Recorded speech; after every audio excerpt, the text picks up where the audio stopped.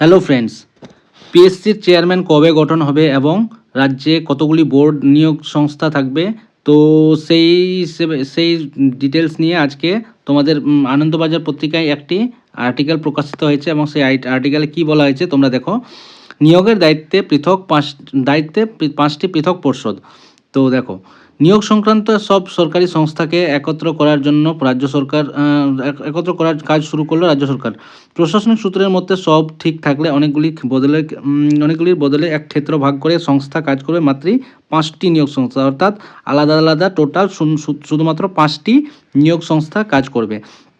সেই সংস্থাগুলির দায়িত্বে থাকবে রাজ্য আধিকারিকদের হাতে, মানে যে সকল আধিকারিক আছে তাদের হাতেই সেই সকল দায়িত্ব থাকবে। তাতে রাজনৈতিক কোনো ব্যক্তির উপস্থিতি থাকবে না। এটা একটা বিশেষ গুরুত্বপূর্ণ লাইন। বিশ্লেষকদের একাংশ জানাচ্ছেন, বিগত তৃণমূল সরকারের আমলে শিক্ষা থেকে পুরসভা বিভিন্ন ক্ষেত্রে নিয়োগ দুর্নীতির অভিযোগে তদন্ত চলছে। তাই শুরু থেকেই এ ব্যাপারে সতর্ক থাকতে চাইছে বিজেপি সরকার।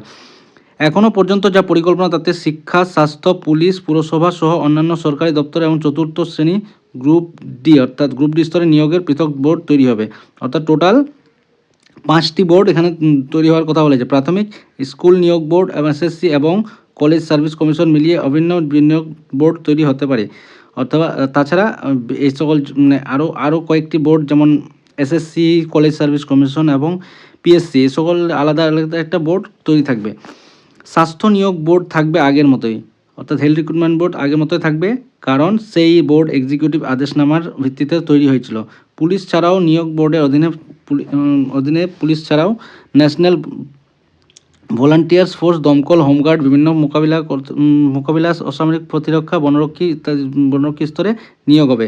অর্থাৎ পুলিশ বোর্ড নিয়োগ করবে এসব হোমগার্ড, তারপর ফোর্স, দমকল, এসব সেটা ক্যারি করবে ডাব্লিউবিপি, অর্থাৎ ওয়েস্ট বেঙ্গল পুলিশ বোর্ডের আন্ডারে, পিআরবির আন্ডারে সেটাই এগুলি নিয়োগ হবে।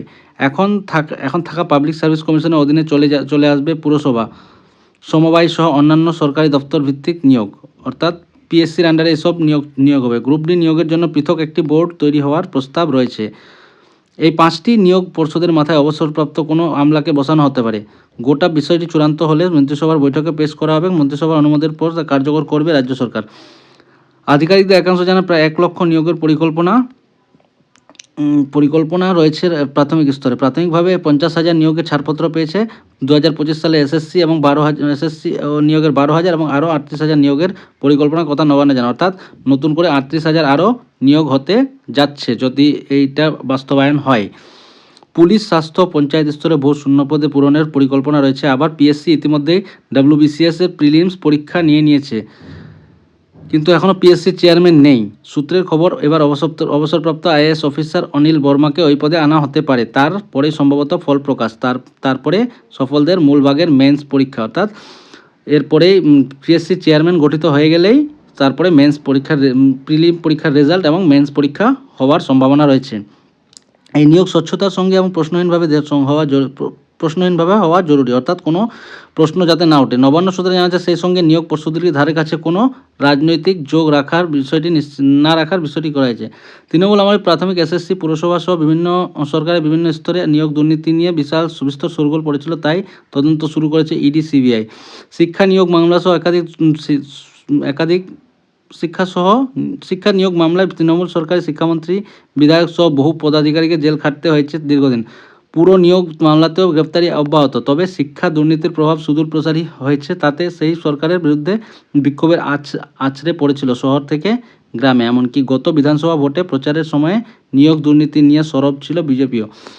সব মিলিয়ে তাই ছড়িয়ে ছিটিয়ে থাকা নিয়োগগুলি পরিষদগুলিকে গুছিয়ে এবং তাতে প্রশাসনিক রাজ নিশ্চিত করতে পদ্ধতি বদলের বার্তা নিতে চাইছে নবান্ন।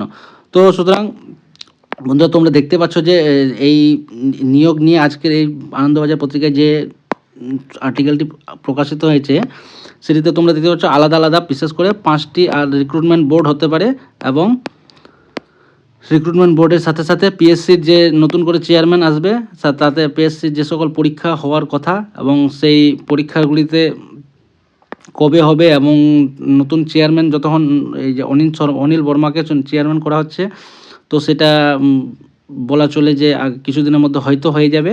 তারপরে হয়তো যে WBCS এর প্রিলিমসের রেজাল্ট এবং অন্যান্য পরীক্ষা যেমন এখন মিসলেনিয়াসের প্রিলিমস এবং WBCS মেন্স এই সকল পরীক্ষা হওয়ার সম্ভাবনা আছে। তাছাড়া বিভিন্ন আরও নতুন যেগুলি রিক্রুটমেন্ট পঞ্চায়েত সেগুলি পিএসসির আন্ডারে হওয়ার সম্ভাবনা রয়েছে।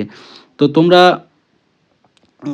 যারা পড়াশোনা করছো এবং নিজের প্রস্তুতি করছো, তারা নিজের প্রস্তুতি আরও ভালোভাবে চালিয়ে যাও।